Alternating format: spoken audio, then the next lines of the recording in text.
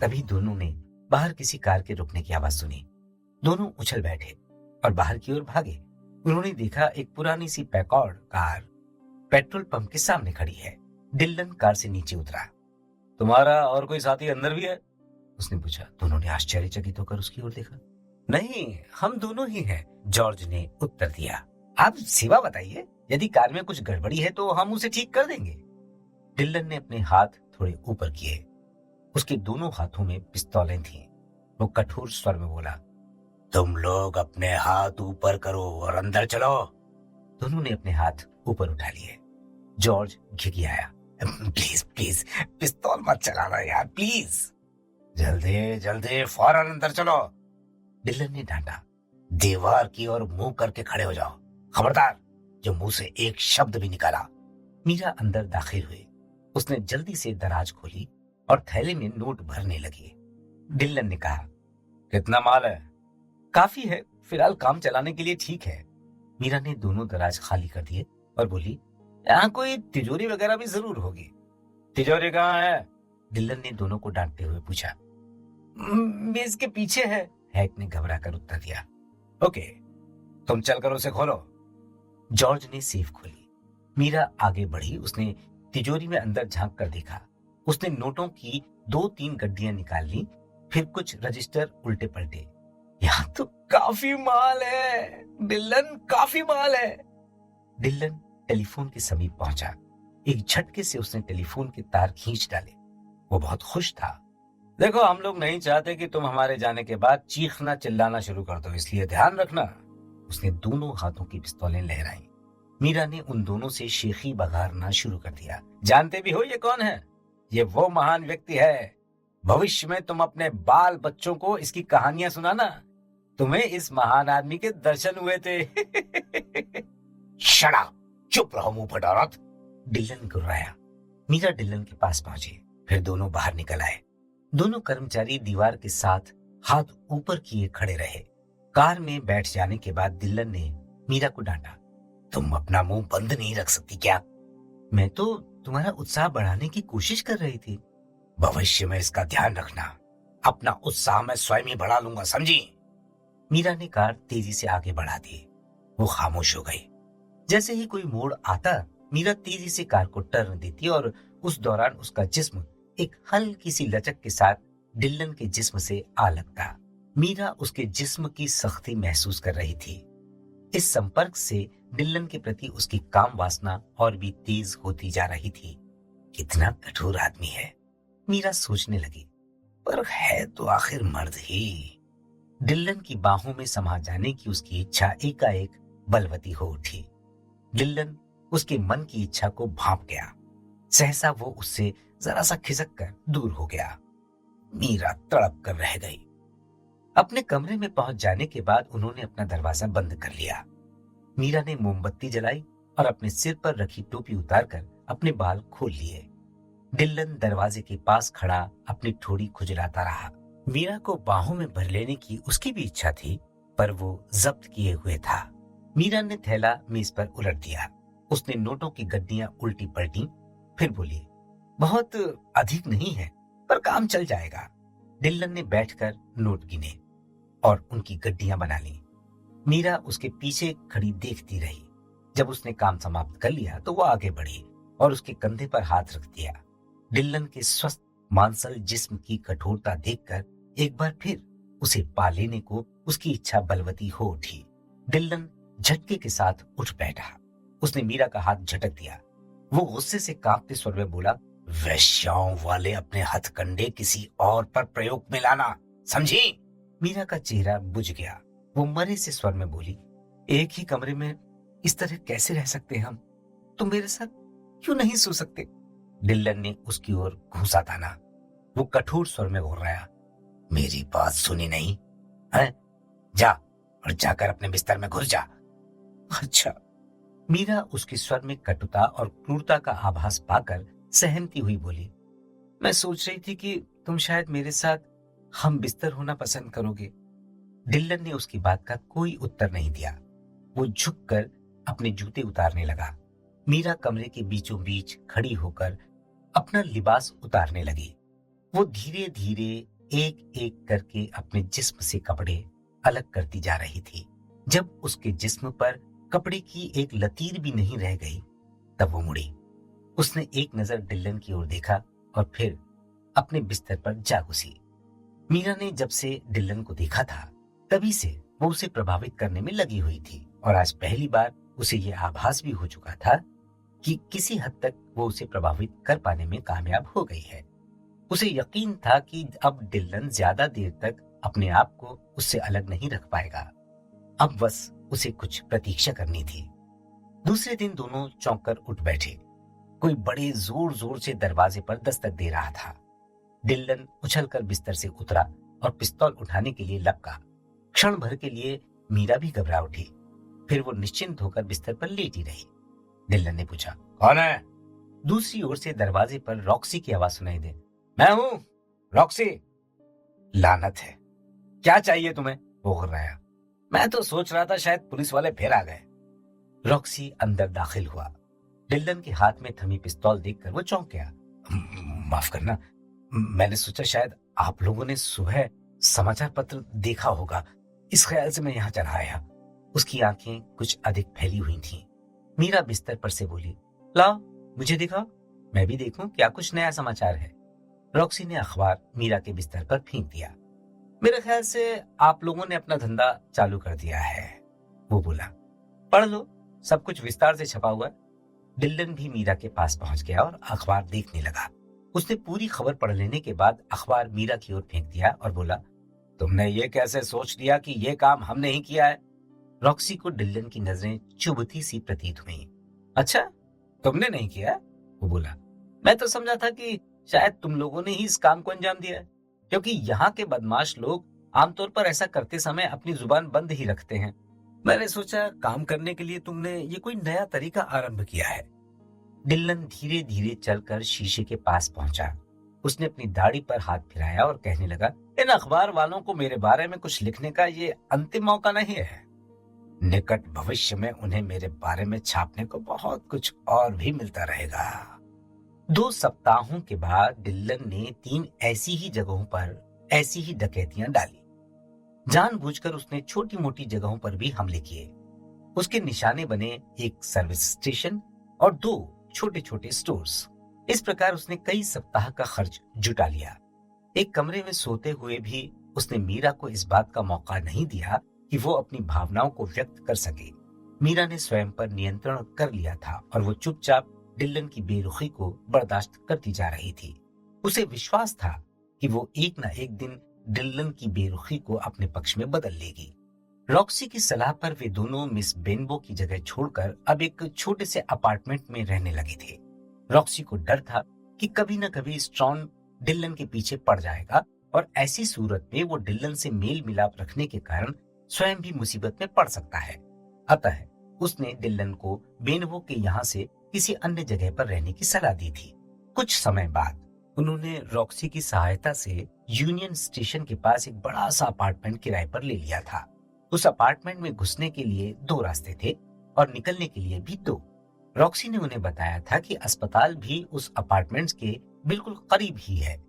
Apartment हासिल करने के बाद डिल्लन बहुत खुश था। उन दोनों के अपार्टमेंट में सेटल हो जाने के 1 हफ्ते के बाद रॉक्सी वहां पहुंचा। उस समय 11 बज चुके थे और डिल्लन रेडियो सुनता हुआ अखबार पढ़ रहा था। कमरे के दूसरे कोने में मीरा डांस का अभ्यास कर रही थी। रॉक्सी के चेहरे पर निगाह पड़ते ही वो समझ गई कि वो बुरी तरह चिंतित है। वो उसके करीब पहुंची और पूछा, क्यों, क्या परेशानी है तुम्हें? डिल्लन ने भी अखबार फेंक दिया और वो तेज तेज नजरों से उसकी ओर देखने लगा। वो कुर्सी की पुष्ट पर बैठता हुआ बोला, एक बोझ मेरे दिमाग पर पड़ा हुआ है। तुम्हें हर्ष तो याद है ना? हाँ हाँ बिल्कुल याद है, डिल्लन ने कहा। क्यों, उसे क्या हुआ? लिटिल अर्नी के आदमी उसके पीछे पड़े हुए हैं, पर उसने स्वयं ही ये मुसीबत मोल ली है। अब खामियाजा भी उसी को भुगतना पड़ेगा। तो भुगते, तुम्हें क्या? तुम क्यों परेशान हो रहे हो? तुम मेरी बात समझे नहीं, रॉक्सी ने कहा। यदि हर्ष ठिकाने लगा दिया जाता है तो बहुत बदबू फैलेगी।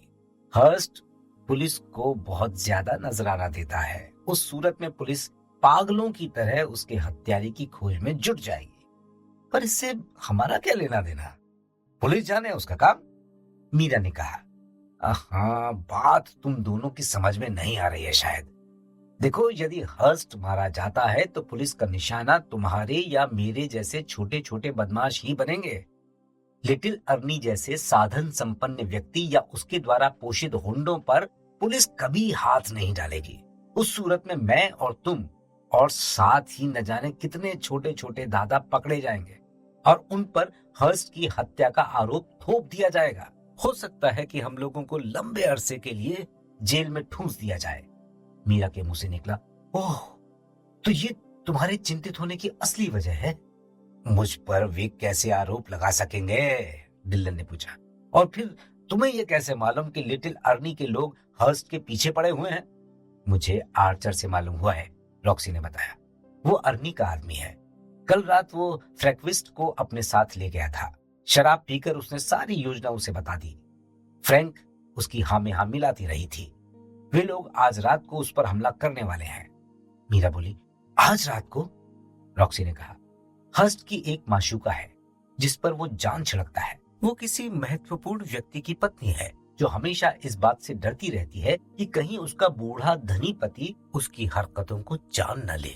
इसलिए हर्स्ट और वो एक विशेष अपार्टमेंट में मिलते हैं। हर्स्ट इस बात को गुप्त रखता है और वहां अपने किसी बॉडीगार्ड को साथ नहीं ले जाता। अर्नी ने बहुत दिनों से उसकी गतिविधियों की निगरानी करवाई और आज की रात वो उसे ठिकाने लगवा देना चाहता है।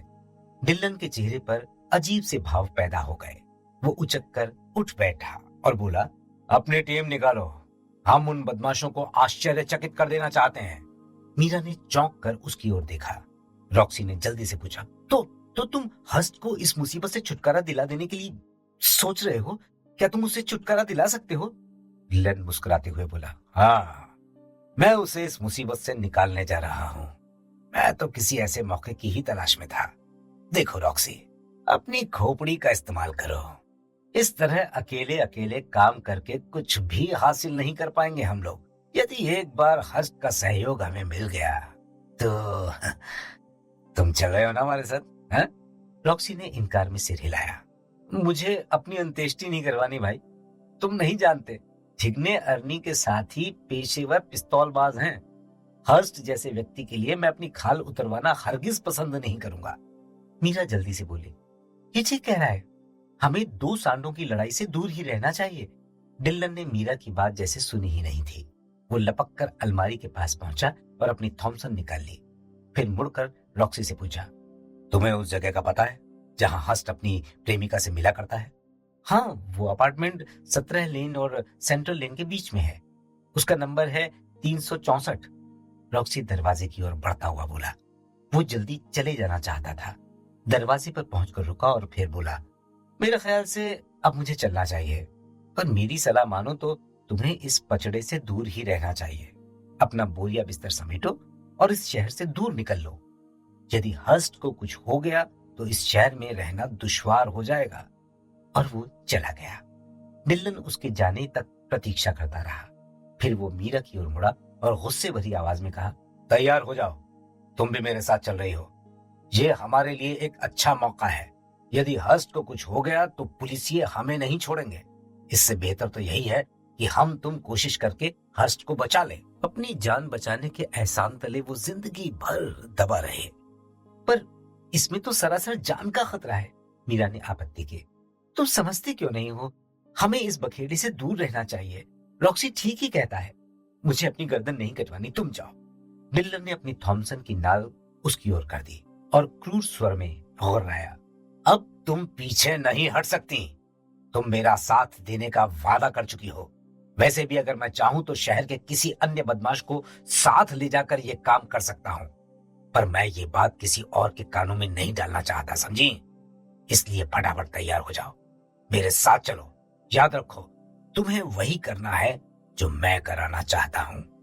डिल्लन की कठोर हिंसा भरी नजरों को देखकर मीरा का मुंह सूखने लगा।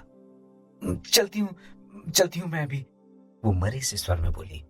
तुम्हें मेरे साथ ऐसा व्यवहार नहीं करना चाहिए, प्लीज। डिल्लन ने थॉमसन की नाल नीचे कर ली। जाओ, तैयार होकर आओ।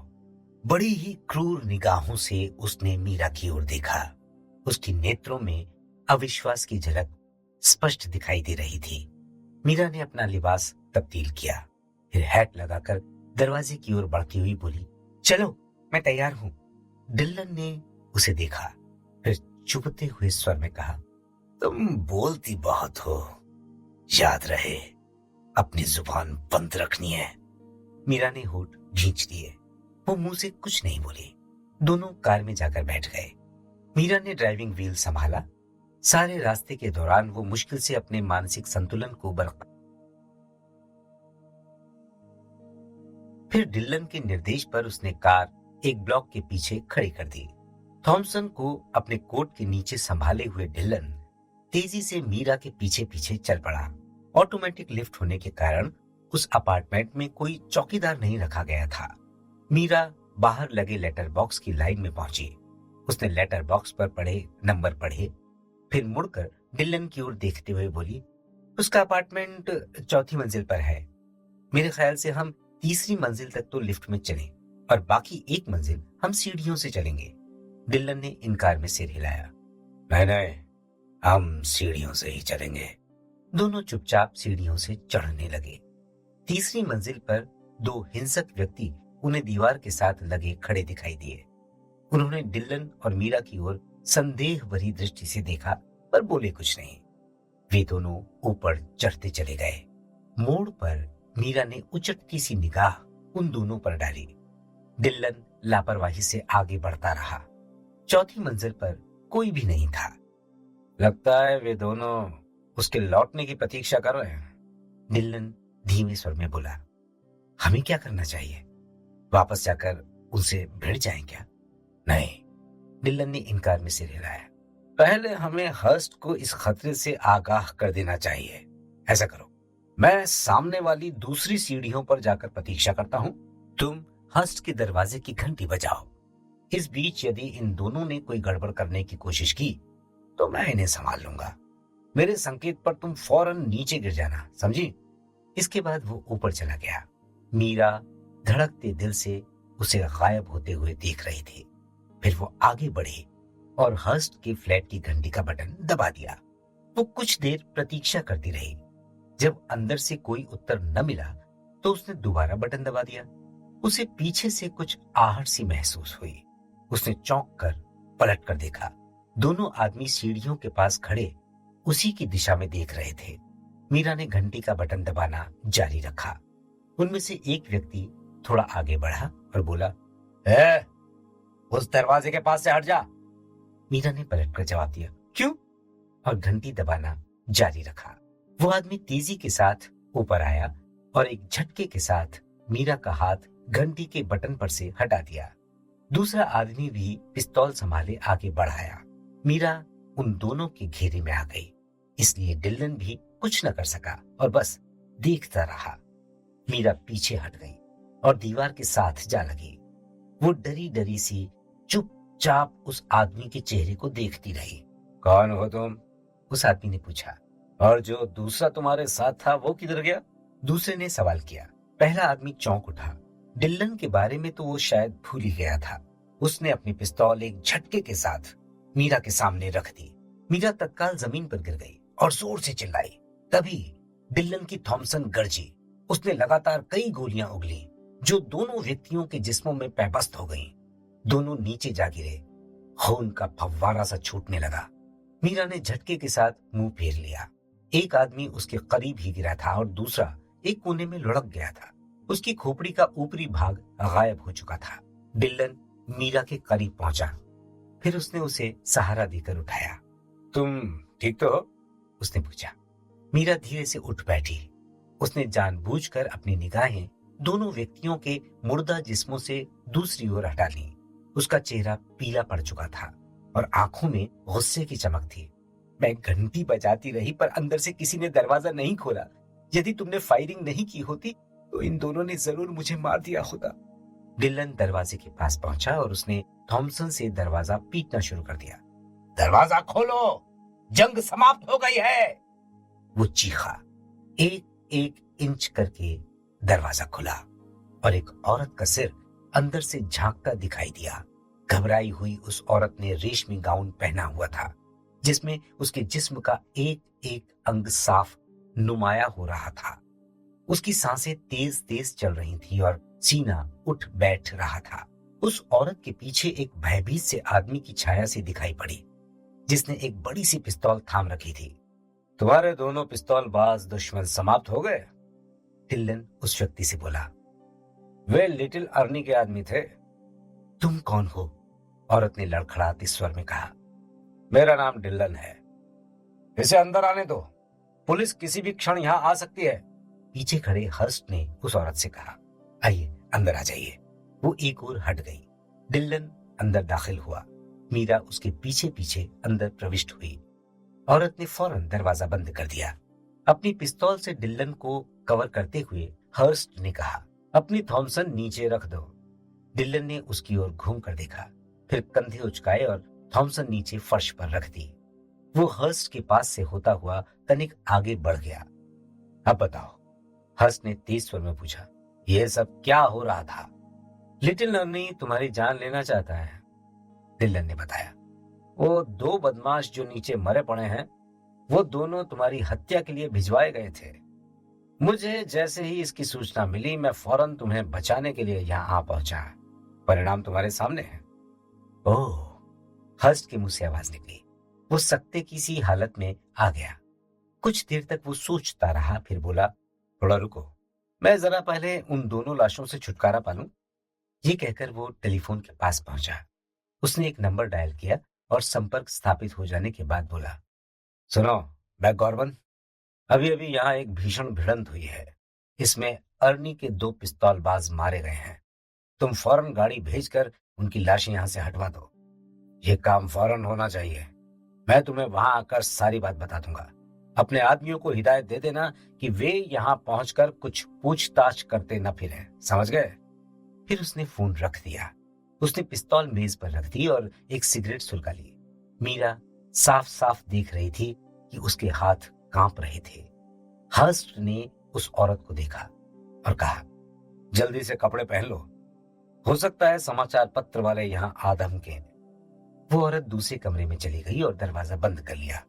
हर्स्ट ने डिल्लन की ओर देखा, फिर सामान्य स्वर में पूछा, ये बताओ, तुम मेरे झगड़े में कहां से कैसे आ कूदे?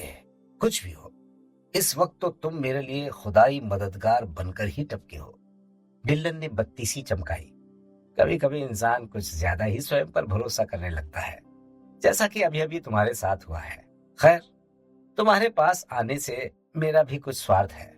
मैं चाहता हूं कि हम दोनों मिलकर काम करें। क्या ख्याल है? इस पर हर्स्ट ने उसके चेहरे पर निगाहें जमा कर पूछा, तुम तो वही हो ना जो आजकल छोटे मोटे सर्विस स्टेशंस को लूटते फिरते हो? डिल्लन ने सहमति में सिर हिलाया। निसंदेह, मेरा विचार है कि तुम्हारे जैसे किसी बड़े टोले में शामिल होकर कोई लंबा हाथ मारा जाए। हर्स्ट सोच में पड़ गया। इस आदमी ने उसके जीवन की रक्षा की थी। कुछ क्षण सोचने के पश्चात वो बोला, ठीक है, ठीक है, तुम कल सुबह मेरे पास आ जाना। इस बारे में हम कल बैठकर बातें करेंगे। डिल्लन ने कहा, ठीक है, मैं कल पहुंच जाऊंगा।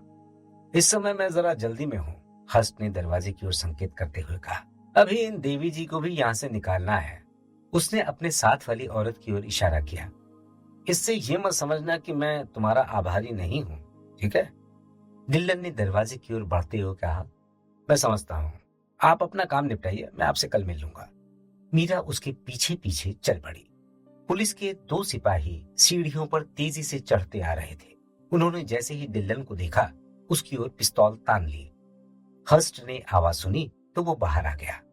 इन दोनों को जाने दो, वो पुलिसमैन से बोला। तुम्हें इन दोनों लाशों को ले जाना है। उसने फर्श पर पड़ी दोनों लाशों की ओर संकेत किया। पुलिसियों ने आगे बढ़ने से पहले डिल्लन और मीरा की ओर जिज्ञासा भरी नजरों से देखा। इन दोनों पंछियों को उन्होंने इस शहर में पहले कभी नहीं देखा था। डिल्लन ने अपनी थॉमसन कोट के नीचे छुपा रखी थी। वो तेजी से आगे बढ़ गया। मीरा उसके पीछे पीछे तेज कदमों से चलने लगी। दोनों जाकर कार में बैठ गए और मीरा ने तेजी से कार को रेस दे दी। मुख्य सड़क पर पहुंचते ही डिल्लन बोला, मेरे ख्याल से हम लोग ठीक ही दिशा में आगे बढ़ रहे हैं। ये हस्ट मुझे वहां तक पहुंचा देगा जहां तक मैं पहुंचना चाहता हूं। दोनों अपने अपार्टमेंट में पहुंचे। मीरा ने कार गैराज में छोड़ी और डिल्लन के पीछे पीछे चल पड़ी। आधा रास्ता पार करने के बाद वो जानबूझकर लड़खड़ाई और डिल्लन के ऊपर गिर गई। डिल्लन मीरा की वजह से कुछ लड़खड़ा सा गया। उसके चेहरे से एक गाली निकली और उसने मीरा को संभाल लिया। उसके सख्त हाथ मीरा ने अपनी कमर के गिर्द महसूस किए और उस संपर्क मात्र से ही उसके बदन में सनसनी सी फैल गई। कुछ क्षण दोनों अंधेरे में इसी हालत में खड़े रहे। उसके हाथ मीरा के जिस्म पर फिसलते रहे। अंत में वो बोला, तुम्हें संभल कर चलना चाहिए। कहते कहते उसने अपना हाथ थोड़ा ऊपर खिसका लिया। अब उसका हाथ मीरा के वक्षस्थल के निकट था। मीरा कुछ नहीं बोली। उसके भीतर सुलग रही कामाग्नि ने उसे जड़ करके रख दिया था। सहसा डिल्लन ने अपने हाथ हटा लिए और एक कदम पीछे हट गया। चलो चलते हैं, हमने सारी रात यूं ही नहीं खड़े रहना है। दोनों आगे बढ़ गए। डिल्लन उससे एक कदम आगे चल रहा था। मीरा उसके शरीर में से उठती तपन को महसूस कर रही थी। उसे डिल्लन का उखड़ा उखड़ा सांस भी स्पष्ट सुनाई दे रहा था। अंदर पहुंचकर उसने बत्ती जला दी। मीरा ने देखा डिल्लन का चेहरा विशेष रूप से चमक रहा था। उसकी आंखों में विशेष हिंसा भरी चमक थी। दीवार के पास मुंह लटकाए खड़ी वो कनखियों से उसकी ओर देख रही थी। डिल्लन ने अपने होठों पर जुबान फिराई। उसने आमंत्रण भरे भाव से मीरा की ओर देखा। मीरा तो स्वयं ही उसके लिए पागल हुई जा रही थी। वो आगे बढ़ गई और उसके पास से गुजरकर उसके बिस्तर पर जा बैठी। उसने अपनी छातियां तान दी और धीरे से बिस्तर पर लेट गई। डिल्लन को अपने खून का बहाव एकदम तेज होता महसूस हुआ। वो आगे बढ़ा और उसके पास जा पहुंचा। एकाएक उसने अपना एक हाथ आगे बढ़ाया और एक झटके से मीरा का लिबास गले से फाड़कर चीर दिया। मीरा अब बिल्कुल वस्त्रहीन थी। उसने एक विजय भरी मुस्कान से डिल्लन का स्वागत किया और फिर दोनों हिंसा भरी काम वासना के हवाले हो गए। बाहर वर्षा हो रही थी। नीचे गलियों में आवागमन नहीं के बराबर था। स्ट्रीट लैंपों की रोशनी में गली जगमगा रही थी। मुंह में सिगरेट दबाए मीरा व्याकुल भाव से कमरे में चहलकदमी कर रही थी। एक पल के लिए वो ठिठकी, फिर घड़ी में समय देखा, फिर खिड़की के पास आकर उसने पर्दा हटाया और बाहर की ओर देखा। उसे डिल्लन के बारे में चिंता हो रही थी। कई नए नए संदेह उसके दिमाग में उठ रहे थे। आखिर डिल्लन अभी तक क्यों नहीं पहुंचा? उसने तो रात 9 बजे तक पहुंचने के लिए कहा था और इस समय रात के 11 से भी ऊपर का समय हो चुका है। वो स्लीपिंग रूम में पहुंची और टेबल लैंप जला लिया। फिर से खिड़की के पास गई और नीचे झांका। डिल्लन का दूर दूर तक कोई निशान नहीं था। हस्ट को बचाने के उसके प्रयासों को 6 माह बीत चुके थे और अपनी जान बचाने के उस उपकार के बदले में हस्ट ने उसे बहुत कुछ दिया था। अब डिल्लन उसका मुख्य सहायक था। अब उसे छोटी मोटी लूटपाट करने की कोई आवश्यकता नहीं थी। हस्ट का धंधा बहुत दूर दूर तक फैला हुआ था। डिल्लन उसका समूचा कारोबार संभालता था और हस्ट आराम से बैठकर धन बटोरने में लगा रहता था। हस्ट का धंधा ऐसी ऑटोमेटिक मशीनें बनाने का था जिनसे जुआ खेला जाता था। वो ब्लू फिल्में दिखाने के प्रोजेक्टर्स, सिगरेट तैयार करने की मशीनें और ऐसी मशीनें जो खाना बनाने के काम आती थी तैयार करता था। देखने में तो सारा धंधा कानूनी और साफ सुथरा लगता था, पर वास्तव में ऐसा था नहीं। धंधे की मुख्य चालाकी ये थी कि मशीनें कहाँ कहीं रखी जाती थीं। मशीनें ट्रक में लादकर हस्ट के आदमी भिन्न भिन्न दुकानों, होटलों आदि में रखाते थे और दबाव में डालकर उन दुकानदारों, होटल मालिकों को रजामंद कर लेते थे। दूसरे दिन उसके आदमी फिर उस जगह पहुंचते और मशीनों से पैसा निकालकर इकट्ठा कर लेते थे। हस्ट ने जुए के लिए विशेष तौर से मशीनें बनाई हुई थी। उन मशीनों पर कुछ ही लोग जीत पाए थे। अधिकांश को अपना धन गंवाकर ही लौटना पड़ा था। हस्ट के आदमी होटलों, जुआ घरों आदि में फैल गए थे और वे ज्यादा से ज्यादा लोगों को इन्हीं मशीनों द्वारा जुआ खेलने के लिए प्रेरित करते थे।